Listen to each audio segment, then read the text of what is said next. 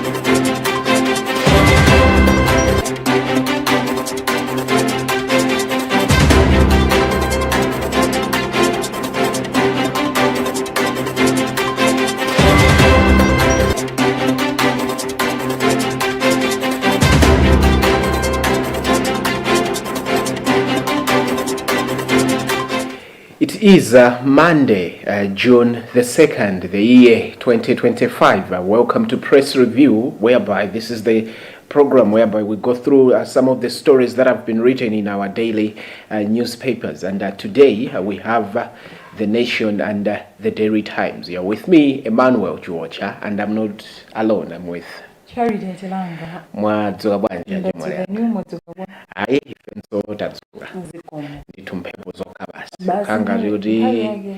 mwezi wa mphepo uja wayamba. Ndipo pokakumbutsa Malawi ana akamapita ku sukulu chonde tiyeni aveke za mphepo ngakhalenso ife tomwe akuluakulu. Nkhani yake nkufuna kupewa chibayo chibayo komanso kuziziranso kumabwera tizimfine timachulukiranso. So ndi bwino kumateteza nawo komanso ngati tikuyatsa mbawula mwina kuti tiwotha mbawula nyumba tisayiwale kutsekula mawindo kuti mpweya utithanso ndithu kulowa bwinobwino kupewa ngozi ndithu. Nde muja tichitira muja inetu mmapereka ulemu kwa munthu wa mayi. Ndimafuna tinene kuti bwanji mutayamba kuti santhulira kuti kodi newspaper zathu za mdziko muno zalembanji imene mwatenga ine at the Daily Times. All right, yeah, I'll be taking you through the Daily Times newspaper. And to begin with the very front page, Malawi awaits IMF's next move. Part with the story says the International Monetary Fund IMF mission team that has been in Malawi since May 23rd is expected to leave the country tomorrow after concluding its two-week Article 6th consultation visit. The Article 6 consultation is a routine review conducted by the IMF with each of its member countries, usually on an annual basis.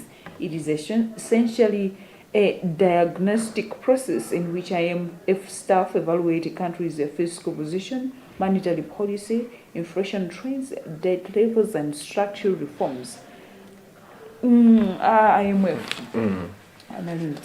Ndikukumbukira khangati ndinalinso ndino chemwali wanga tsiku limeneli timapanganso program yake yomwe timanena kuti akubweranso mdziko muno ndipo situludziwa kuti kodi kutuluke zotani fwa analatalankhula kale kunena kuti ukhangati kuti ife thandizo tuyamba tayimitsa kaye apa ndiwo mudzachite dzisankho zimatero tunkhaniyo ndeti damva kuti akubweranso apa situludziwa zoti kaya akambirana zotani kaya timva chifukwa tikuyenera tidikire kuti kodi mwina asintha chiganizo kapena atifinyanso kwambiri situdziwa koma ndi nkhani imene aliyense ayiyang'ane mwachidwi kuti kodi IMF atiuza zotani ndithu.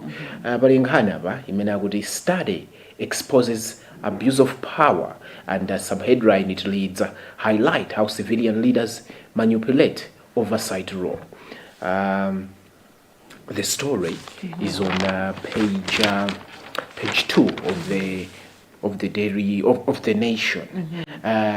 Nkhani iyo ikunena kuti 2 researchers have established that some elected civilians authorities in Malawi entrusted with oversight services on the military have tended to overstep their mandate to abuse power. Retired Malawi MDF Force Commander General Vincent Ndwe, now Malawi's ambassador to Morocco, and Mzuzu University Mzuni historian Crispin Impande made their findings in their study, assessed the relationship between elected civilians authorities and MDF in the multi-party dispensions. The findings presented during the University of Malawi Royal Society conference in Blantyre reviewed that the country's constitution, after 30 years, cited events after the death of the former President Bingwa Muntaliga in April 2012 and reaction by the President Joyce Banda to the 2024 election results.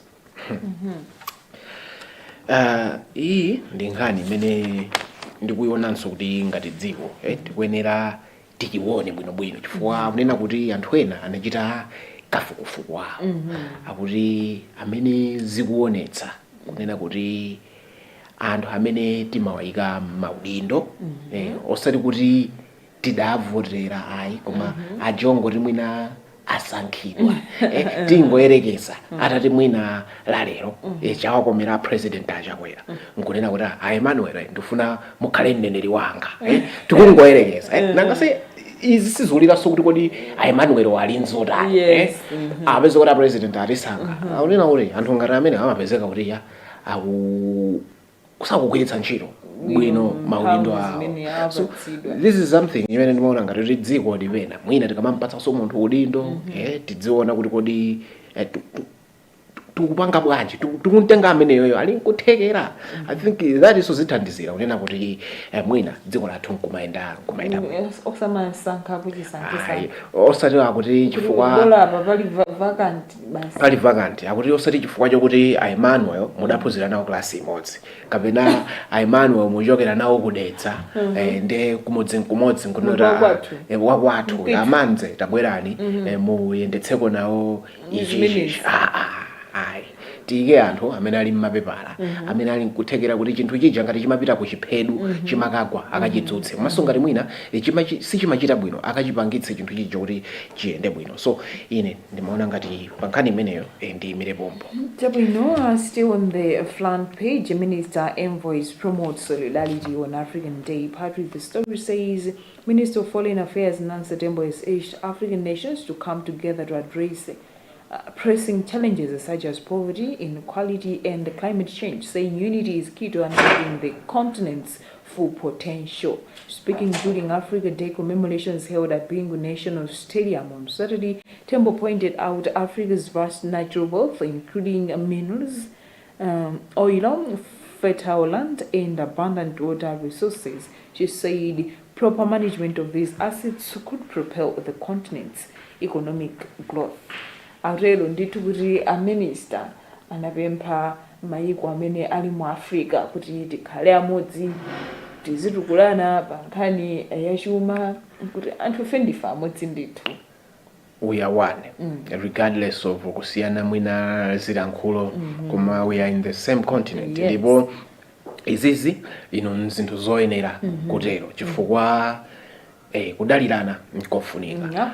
Malawi ife tili nzinthu zina zimene a Tanzania alibe, zimene a Mozambique alibe, zimene a South Africa alibe, kumene konso kulinso zinthu zina zimene kunoko kulibe. So tikadalirana tutukulana wina ndi nzake. Imeneyo nkhani yabwino ndithu. Yes.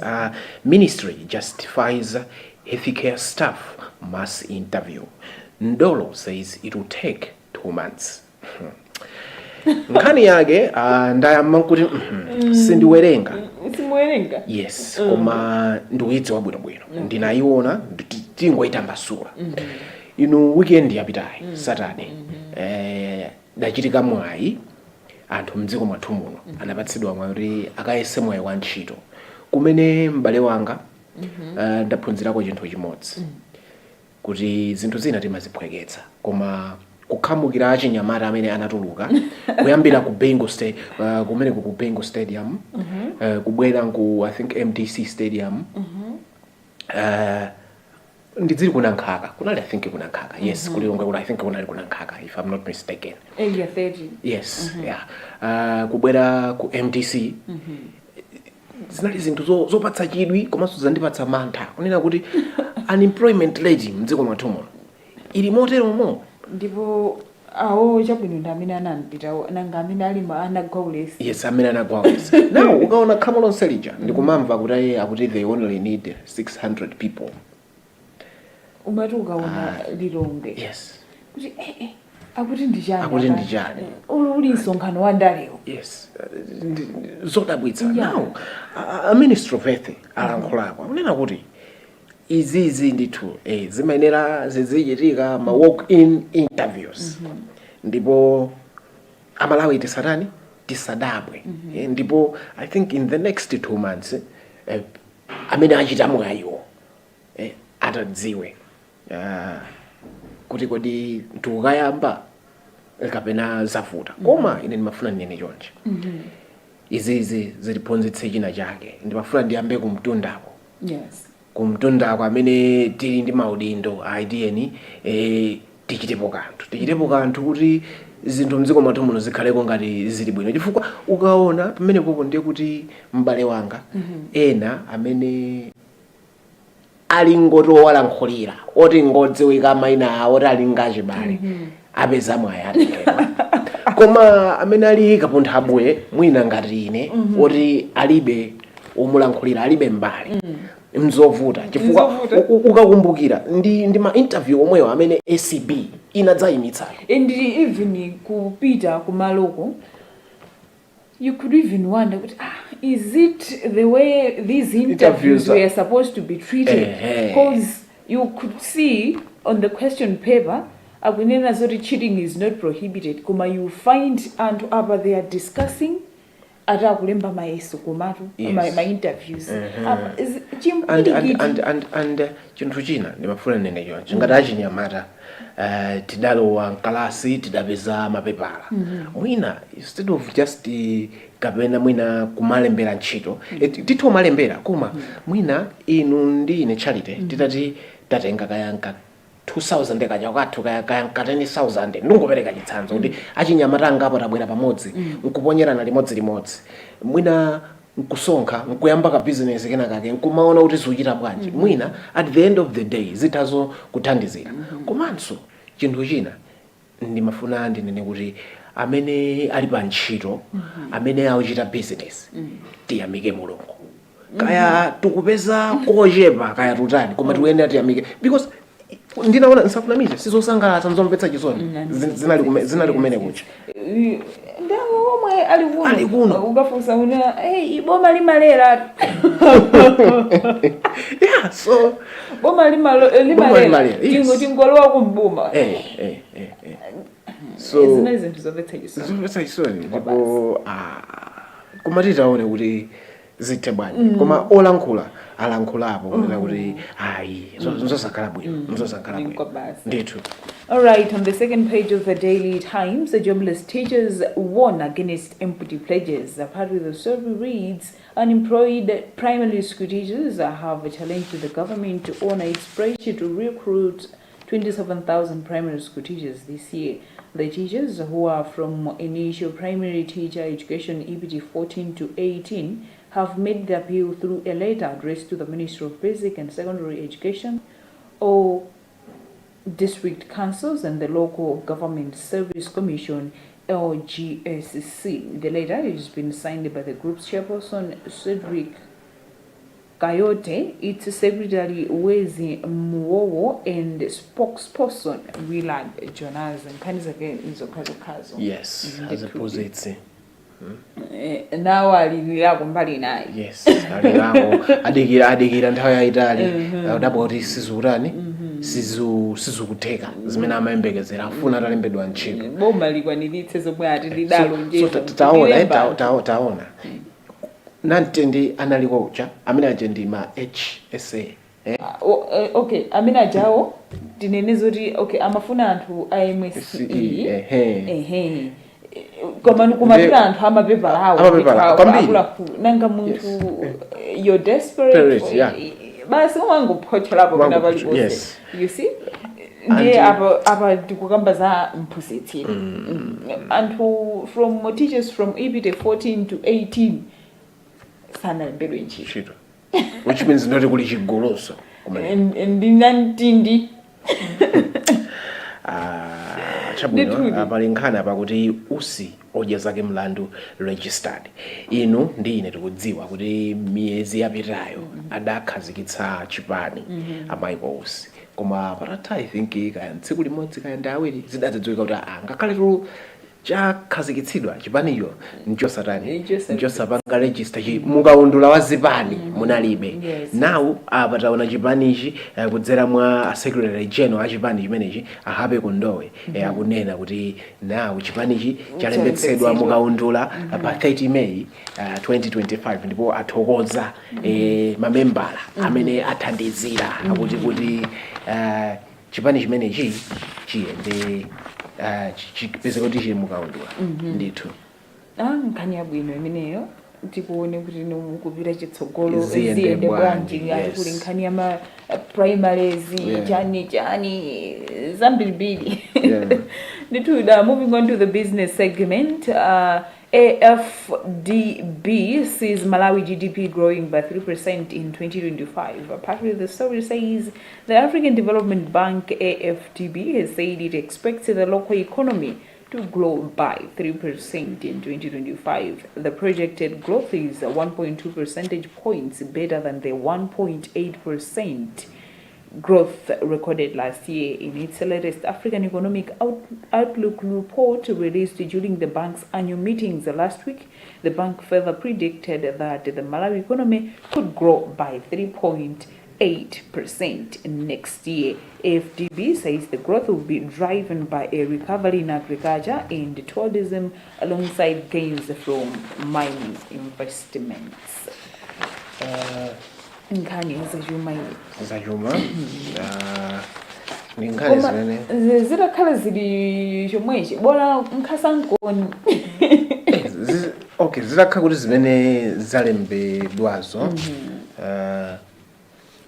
ndi momwemo kuti zatero olo mwina zapeyoleranso ka 3% akunena titaonena kuti mwina amalawi tithaomanena kuti tidzimba lokoma tidzisangalala kuti chuma cha dziko chitokha kuti at least bola tichita kunkhasankoni nditifuka pano pande sizili bwino kwa basi yes pa business pali nkhani kuti bad loans on rise and the borrowers struggle to service loan, says AFDB.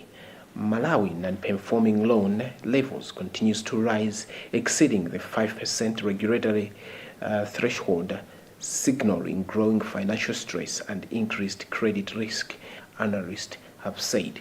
Published data from African Development Bank Group shows that bad loans that are either overdue or unlikely to be repaid by the borrower rose to 9% in October 2024 from 6.7% earlier this year, exceeding the 5% regulatory threshold ratio.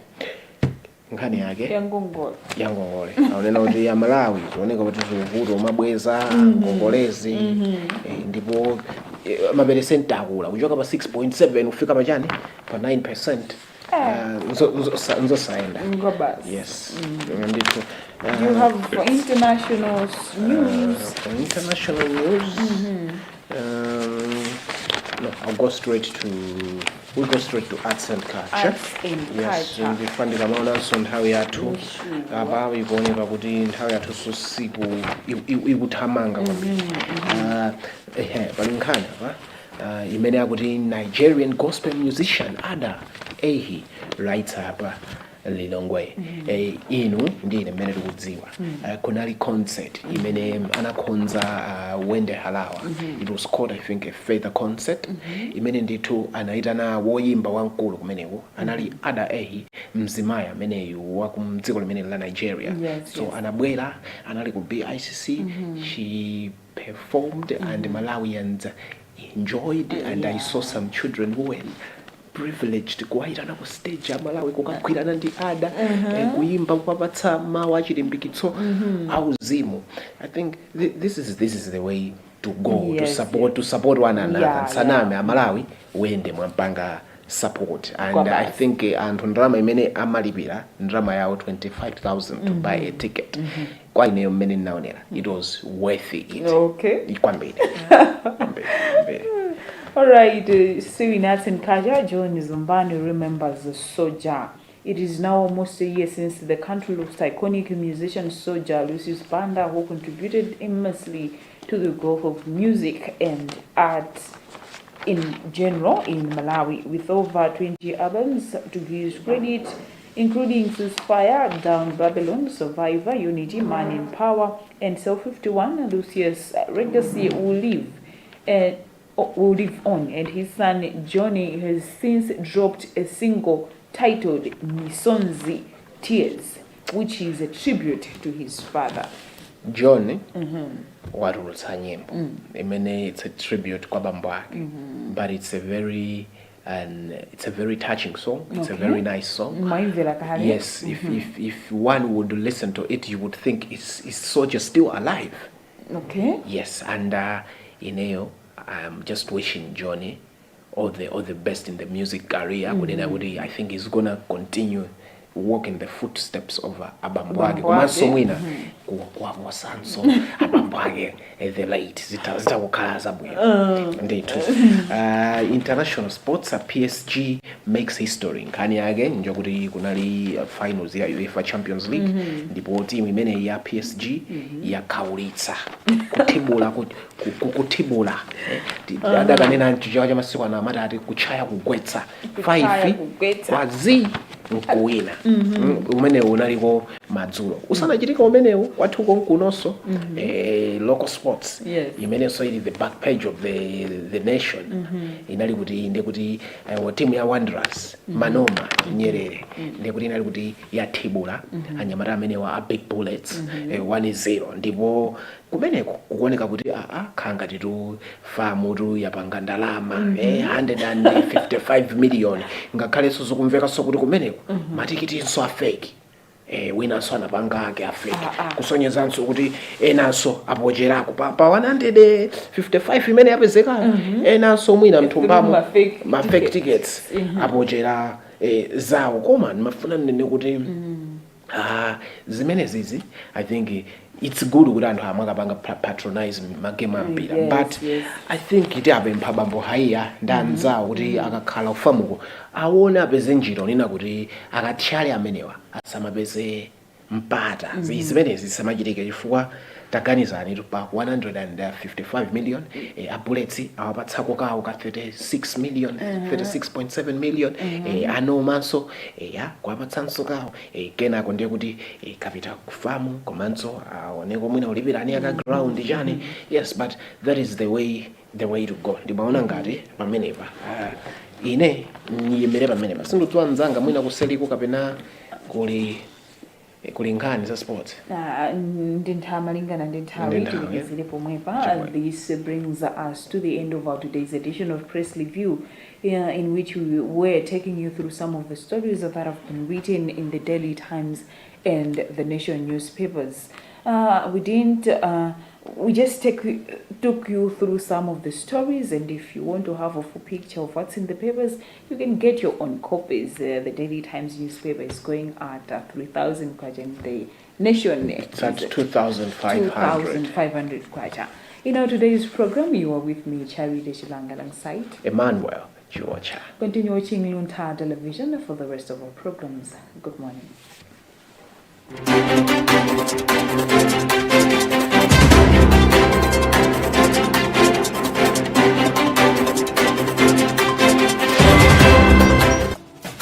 Ikoza kusinta zintu bungwe loyendetsa chisankho la Malawi Electoral Commission MEC likudziwitsa anthu onse amene analembetsa mukaundula wa voti kuti kupatula kutsegula masenta kuti akaone mayina awo, lakonza njira yotsimikizira mayina kudzera pa foni ya m'manja. Izi ndi zaulere, zosafuna mayunitsi, ndipo zikutheka pa foni ya mtundu wina uliwonse pa netiweki ya TNM ndi Airtel. Ndondomeko yake ili motere: